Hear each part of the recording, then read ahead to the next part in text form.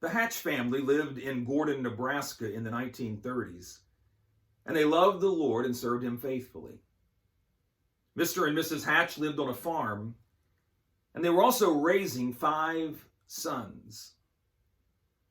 Well, one Sunday morning after they got up and began getting ready for church, Mr. Hatch stepped out onto the front porch and looked off into the distance. And he saw dark, menacing clouds approaching. Now, he and his sons had been working feverishly to raise a crop of wheat. And this looked like the type of storm that could do tremendous damage. His 5 sons had gathered with him there on the front porch. And they watched as several of their neighbors had already put on their work clothes and were out harvesting in order that they might salvage as much as they could, because it looked like this might be the type of storm that could wipe out an entire year's effort. Mr. Hatch looked over at his sons, and then he looked out at his field, and then again up at the sky. He was in a dilemma. It was church time, and he and his family loved the Lord, and they were committed to the church. Well, after studying the situation for a few moments, Mr. Hatch looked over at his sons, and he said, "Boys, go inside and get ready.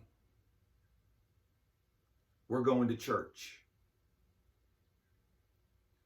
Well, his neighbors couldn't understand it. In fact, somebody said, "Why, Mr. Hatch, you're crazy. Why, you're going to lose your crop." And Mr. Hatch responded and said, "I may lose my crop, but I won't lose my boys."